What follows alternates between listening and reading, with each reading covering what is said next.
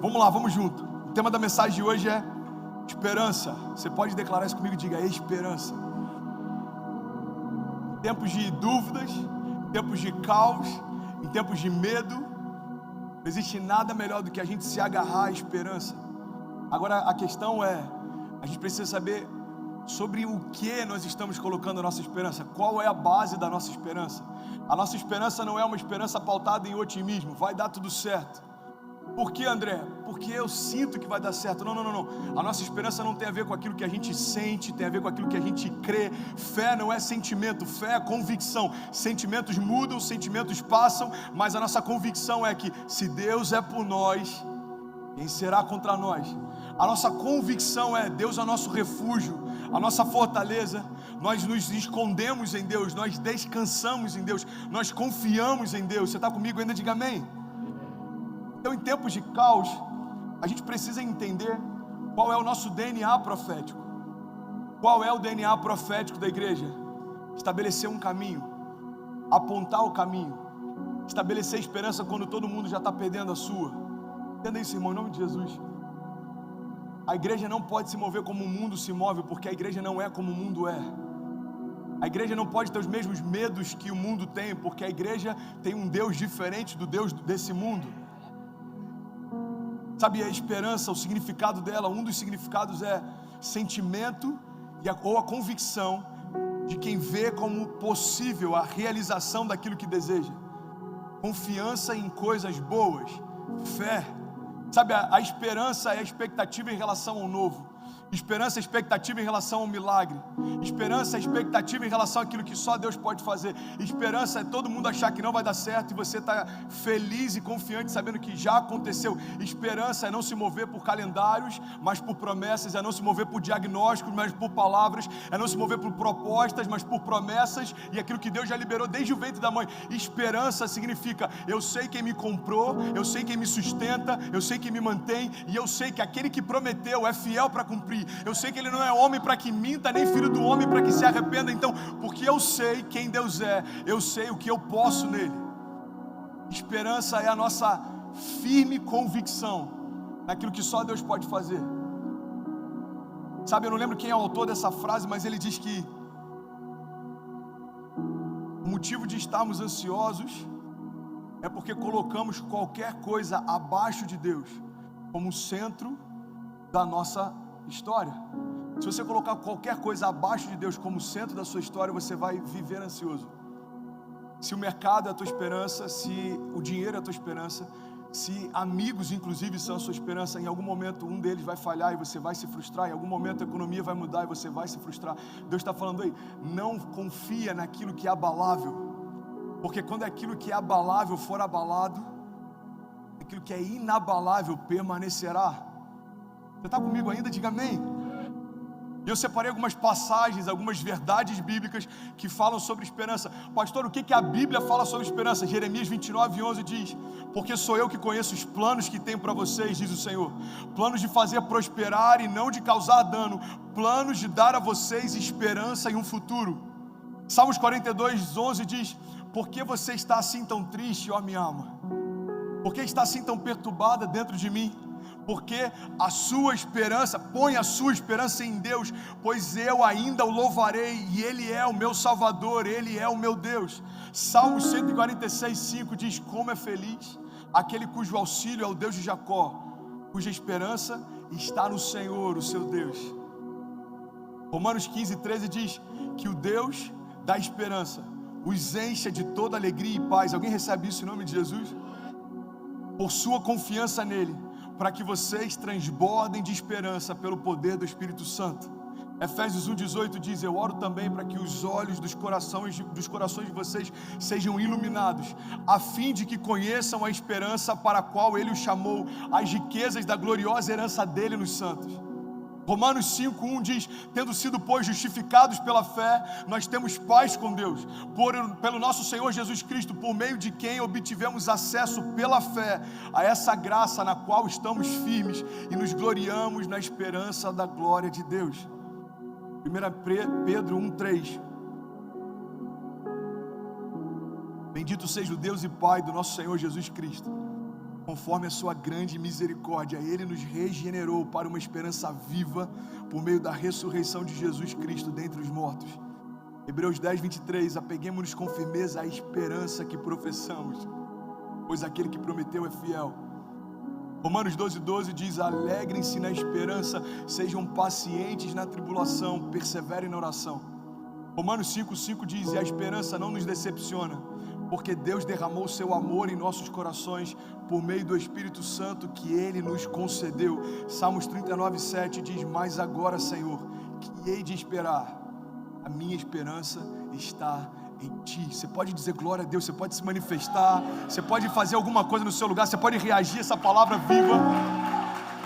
Existem inúmeras passagens em que a palavra está dizendo: olha, essa é a minha esperança, essa é a minha confiança, essa é a minha convicção, é nisso que eu confio, é nisso que eu espero, é nisso que eu aguardo. E a gente precisa entender que a nossa esperança não é como a esperança que o mundo tem. Sabe, existem duas coisas extremamente contagiosas, talvez as duas coisas mais contagiosas do mundo, se chamam medo e esperança. O medo é contagioso, irmão. Você senta ao lado de alguém que tem medo, você sai daquela conversa medroso também. Mas sabe qual é o problema do contágio? O problema do contágio é que ele não se resume a quem contraiu, mas aos ambientes aonde ele vai acessar. Alguém que recebeu uma porção de medo vai derramar essa porção de medo por onde passar. É como um copo cheio de água. Se alguém esbarrar em você, certamente vai transbordar de você aquilo que você se encheu primeiro. Então alguém que se permitiu ser cheio, no primeiro esbarrão, na primeira crise, na primeira instabilidade, no primeiro problema, você vai transbordar aquilo que você se permitiu encher. Então Jesus está dizendo para a gente: deixa eu encher você do Espírito, da confiança e da esperança, porque quando as crises tentarem abalar vocês, o que vai sair de vocês é uma plena convicção: se Deus é por nós, quem será contra nós? O mesmo Deus que livrou o povo no Egito do anjo da morte, o mesmo Deus que livrou o povo no passado dos leões em meio a covas, o mesmo Deus que livrou, continua nos livrando hoje. É o mesmo Deus, é o mesmo Evangelho. Você está comigo ainda? Diga amém. E é por isso que a gente precisa filtrar quem a gente ouve, porque isso define diretamente o que a gente vive. Sentar em meio a rodas de caos, a Bíblia diz: olha, não se assente com escarnecedores, não sente na roda dos zombadores. A Bíblia está dizendo: cuidado com as mesas que você senta, porque elas afetarão quem você está se tornando. A sociologia agora diz que nós somos a média das pessoas que mais andamos. Isso é muito claro. Presta atenção nisso, irmão. Isso é tão claro na pessoa de Jesus. Jesus, ele escolhe homens completamente improváveis. Mas quando Judas vai entregar Jesus, Jesus era tão parecido. Deixa eu reformular melhor. Os discípulos se tornaram tão parecidos com Jesus, e os homens que iam buscá-lo não sabiam ao certo quem ele era. Já parou para pensar nisso? Por que alguém precisou sinalizar quem Jesus era? Porque ele era parecido demais com todo mundo que estava ali, a ponto dos discípulos e o mestre se tornarem iguais. Então os soldados chegam e falam: você vai ter que sinalizar quem é Jesus. Por quê? Porque Jesus não tinha uma roupa com mais pompa, Jesus não era andado carregado no colo, Jesus sofria as mesmas dores, passou as mesmas dificuldades, era homem de dores. A Bíblia chega ao ponto de dizer que nele não encontramos nenhuma beleza que nos atraísse, nem formosura. Ele era como alguém que nós desviávamos o rosto. Jesus, irmão, entenda isso em nome de Jesus. Ele foi um homem marcado. Ele por 30 anos trabalhou, ele teve clientes, ele teve reclamações, ele teve que aprender a andar, aprender a falar. Ele teve que passar por períodos difíceis, ele teve que se refugiar de um rei querendo matar todas as crianças que nasceram naquela época. Ele teve que se refugiar em momentos que tentaram apedrejá-lo, em momentos que tentaram antecipar a morte dele. Então esse mesmo Jesus está no meio dos discípulos e não há mais diferença. Por quê? Porque quem caminha com Jesus a cada dia se torna mais parecido como ele é. Então Judas precisa sinalizar quem é Jesus no meio daqueles. Qual é o princípio que a gente aprende? As mesas que você senta afetam quem você se torna. Os conselhos que você ouve definem para onde você vai. Então nesse tempo de caos, receba isso com muito carinho em nome de Jesus. Você precisa ser cauteloso, mas você precisa ter cuidado para que essa cautela não se torne medo. Existem muitos profetas do caos que se levantam com autoridade em tempos de crise. Só que a igreja não foi chamada para constatar o que não está indo bem. A igreja foi chamada para declarar o que vai acontecer. Essa é a realidade. e eu não vou negligenciar, mas eu não vou deixar que ela governe os meus dias. Isso é real, a epidemia é real, a crise é real, a instabilidade é real, mas existe uma realidade superior. Bill Johnson diz que a fé é como se a gente se apossasse violentamente das realidades do reino dos céus e colidisse isso com as realidades ao nosso redor. Um reino inferior não subsiste. Existem duas coisas contagiosas: o medo e a esperança. É como uma faísca que a gente joga em meio à palha seca. São como pilares de inflamação. Vem comigo até o final. Essa palavra vai gerar vida em você, eu tenho plena convicção. Deixa eu te passar o panorama atual. Pastor, essa situação não é tão grave? Não, ela é grave. Mas tem coisas muito piores acontecendo que nunca tiraram o teu sono. Irmão, só para você entender, nos últimos anos mais pessoas morreram porque tiraram a própria vida do que morreram em todas as guerras que aconteceram ao redor do mundo. Tem mais pessoas abrindo mão de viver do que pessoas tendo a sua vida tirada. Nos últimos anos, o número de mortes por obesidade foi infinitamente maior do que o número de mortes por falta de comida. Ou seja, tem mais gente morrendo porque comeu demais do que gente morrendo porque não tem o que comer. Onde você quer chegar, pastor? Num ponto simples. Gripes comuns matam mais do que uma gripe como essa. Suicídio mata infinitamente mais do que uma gripe como essa. Nas últimas semanas tudo que eu tenho falado é palavras de coragem, de ânimo. Não desista, você não vai parar, você não vai desistir. A depressão não vai paralisar você. Por quê? Porque eu conheço infinitamente mais pessoas parando no meio do caminho por uma depressão do que por um vírus. Então entenda isso. Qual é o mal que tem vindo contra nós? Não é algo que possa ser transmitido de forma externa, mas é algo que pode ser transmitido dentro de nós. Da mesma forma que o Evangelho me transforma de dentro para fora, eu preciso tomar cuidado daquilo que eu recebo de fora para dentro. Por quê? Porque ouvimos coisas, ouvimos cenários, ouvimos tantas coisas que a gente começa a ficar pessimista. Tudo vai mal. Não, irmão, tudo vai mal, mas na minha casa não. Algumas coisas podem não ser como deveriam ser, mas eu vou me levantar para torná-las como elas deveriam ser. Eu não sou aquele que constata o problema. A gente precisa entender, a igreja é parte da solução.